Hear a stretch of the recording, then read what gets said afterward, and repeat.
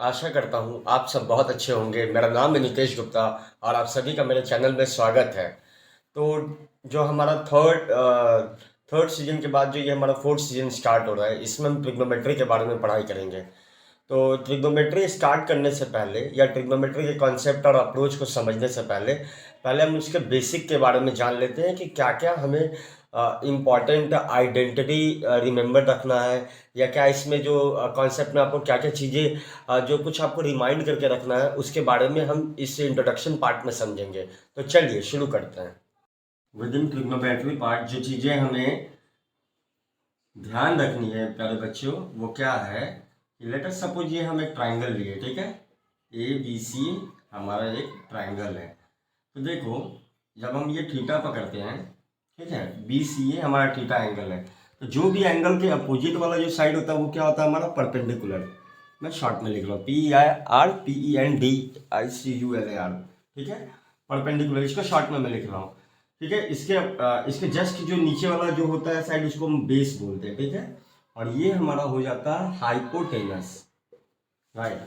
अब जो चीजें, कुछ चीज जो हमें ध्यान रखनी है वो क्या है, साइन थीटा इक्वल्स को होता है हमारा परपेंडिकुलर बाई हाइपोटेनस, ठीक है। साइन का जो होता है रेसिप्रोकल होता है cosec theta, right. Cosec theta equal to होता है हाइपोटेनस बाई परपेंडिकुलर। रेसिप्रोकल उल्टा हो गया, देखिए, हाइपोटेनस ऊपर चला गया, परपेंडिकुलर नीचे आया।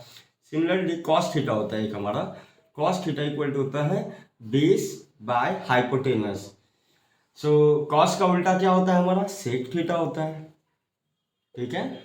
और सेक थीटा देखिए, इसका रेसिप्रोकल क्या होगा, एच बाई बी होगा। एंड वन मोर थिंग, एक होता है हमारा tan theta. Tan theta equal to क्या होता है, परपेंडिकुलर बाई बेस। और कॉट थीटा इक्वल्स को होता है हमारा बेस बाई परपेंडिकुलर। तो ये तीन चीज तो आपको पहली बात तो ध्यान हमेशा रहना चाहिए, ठीक है।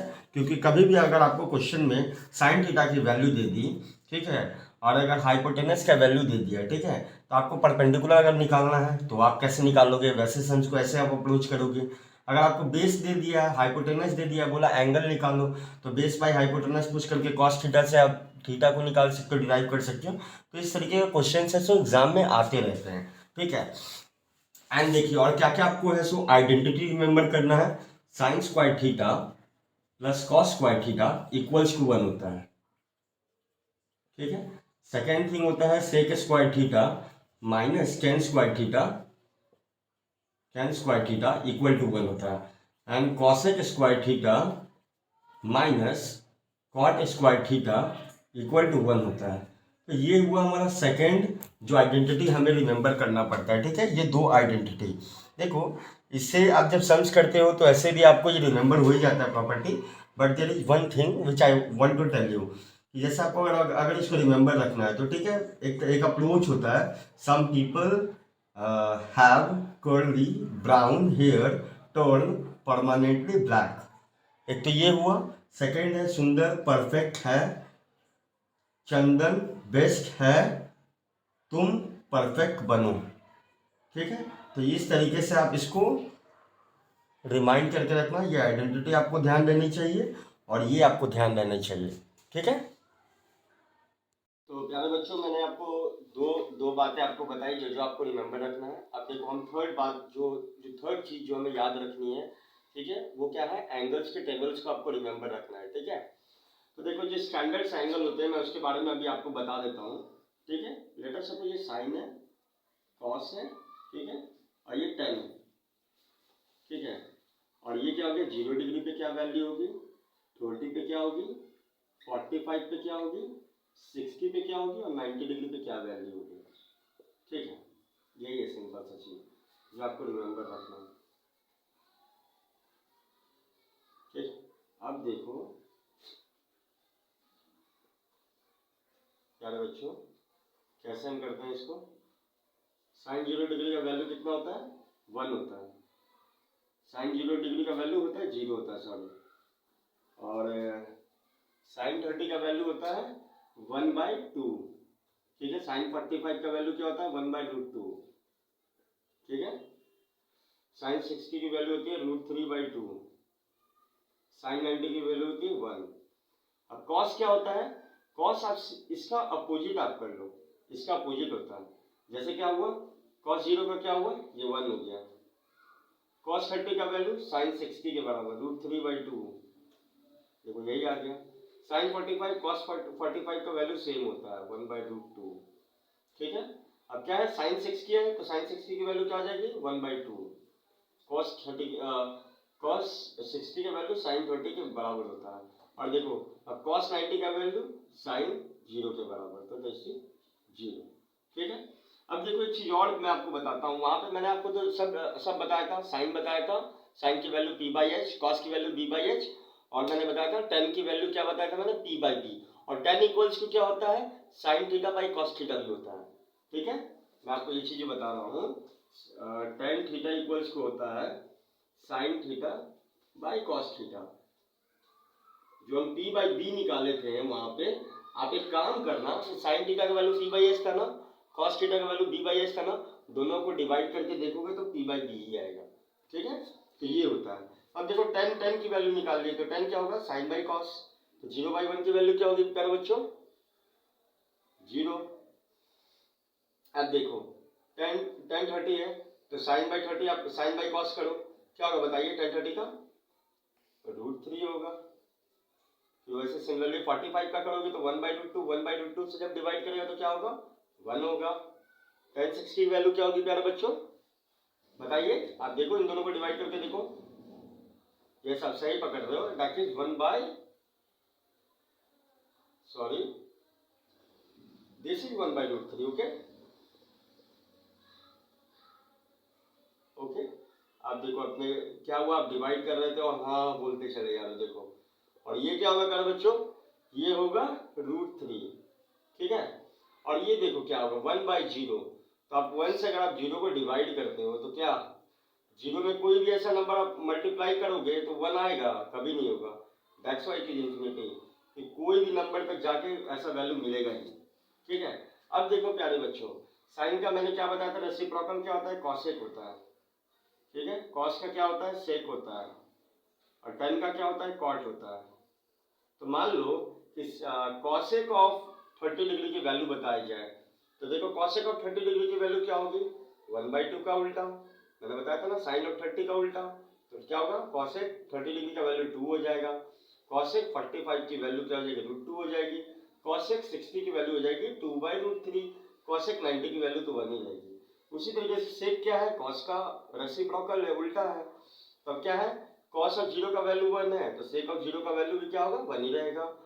कॉस ऑफ 30 डिग्री की वैल्यू √3/2 है, सेक क्या है इसका उल्टा है तो 2/√3 हो जाएगा। सेक ऑफ 45 की वैल्यू क्या होगी, इसका रेसिप्रोकल √2। सेक ऑफ 60 की वैल्यू इसका रेसिप्रोकल 2, और सेक ऑफ 90 डिग्री की वैल्यू क्या हो जाएगी बताइए प्यारे बच्चों, इंफिनिटी रहेगी, ठीक है। अब कॉट हो गया, उसी तरीके से कॉट ऑफ 0 का वैल्यू अब देखोगे, कॉट ऑफ 30 क्या हो जाएगा √3 हो जाएगा, इसका रेसिप्रोकल। कॉट ऑफ 45 क्या हो जाएगा, इसका रेसिप्रोकल 1। कॉट ऑफ 60 की वैल्यू क्या हो जाएगी 1/√3 हो जाएगा, और ये 0 हो जाएगा। कॉट ऑफ 90 की वैल्यू 0 हो जाएगी। तो ये टेबल हमको रिमेंबर रखना है, ठीक है।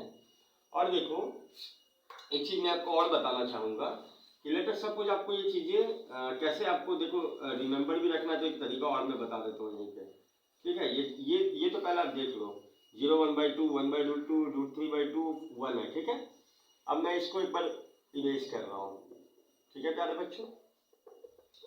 एक काम करो, आप ये पूरे फॉर्म टेबल में आप लिख लो, इसको 0 ले लो, इसको 1 लिख लो, इसको आप 0 लिख लो, ठीक है। इसको 1 लिख लो, इसको 2 लिख लो, इसको 3 लिख लो, इसको 4 लिख लो। सबको 4 से डिवाइड कर दो, इसको भी 4 से डिवाइड कर दो, इसको भी 4 से डिवाइड कर दो, इसको भी 4 से डिवाइड कर दो, इसको भी 4 से डिवाइड करो, इसको भी। ये मैं लर्न करने का एक तरीका बता रहा हूँ, अगर कभी भी अगर आपके दिमाग से अगर कभी भी कोई वैल्यू मिस हो जा रहा है तो ऐसे आप निकाल सकते हो। पहले आपने क्या किया, 0 1 2 3 4 लिख दिया, सबको 4 से डिवाइड कर दिया, अब सबका रूट कर दो।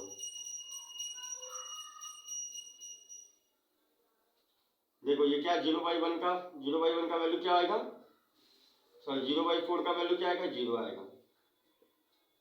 √1/4 का वैल्यू क्या होगा बताइए 1/2 होगा। ये क्या होगा 1/√2 होगा, ठीक है प्यारे बच्चों। ये क्या होगा √3/2 होगा, और ये क्या होगा 4/4 का 1 होगा। तो आप वीडियो को बैक करके आप देख सकते हो कि 0, 1/2, 1/√2, √3/2 और 1 आया है। ठीक है, या आप यहाँ से भी मिला सकते हो। इसका इसका जस्ट कैसे अपोजिट क्या है, यही वैल्यू आता है ना। तो देखो 1 यहाँ आ गया, √3 यहाँ आ गया, √3/2, 1/√2, 1/2, 0। ओके, और एक चीज लास्ट में आपको एक चीज बताना चाहूंगा क्वाड्रेंट के बारे में। क्वाड्रेंट सिस्टम में आपको क्या रिमेंबर करना है, अभी तो आप लोग क्लास 10 की स्टडी कर रहे हो, तो कुछ बस सिंपल चीजों को ही आप याद रखो। मान लो साइन ऑफ 90 को हम लिख सकते हैं सर्कुलर फॉर्म में π/2। ठीक है, क्योंकि आप पढ़ रहे हो ट्रिग्नोमेट्री एंगल्स में, जब आप डील करते हो तो पूरा कंप्लीट सर्कल की बात करते हो, डेट इज इक्वल्स टू 2π होता है। ठीक है, आप क्या बात कर रहे हो यहाँ π/2 की। 2π की वैल्यू 360 होती है, पाई की वैल्यू क्या हो गई, half of 360 that is 180, and π/2 is half of 180 that is equals to 90 degree. तो यह मान लीजिए साइन π/2 है और ये आ गया मान लीजिए 30, ये आ गया। ठीक है, तो देखो अगर आप एक्स और एक्सिस और वाई एक्सिस के आप टर्म में अगर आप देखते हो तो ये कौन से क्वाड्रेंट में जा रहा है, सेकंड क्वाड्रेंट में जा रहा है। सेकंड क्वाड्रेंट में हमेशा साइन पॉजिटिव होता है।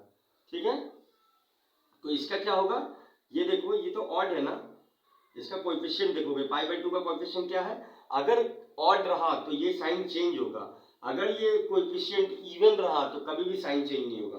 तो क्या हो गया, साइन ऑफ क्या हो गया, ये चेंज होगा। मैंने आपको बताया था कोएफिशिएंट, तो साइन तो होगा नहीं प्यारे बच्चों, यहाँ ऑड है तो ये हो जाएगा cos ऑफ 30 डिग्री। ठीक है, और ये पॉजिटिव रहेगा क्योंकि साइन इस टर्म में आ रहा है।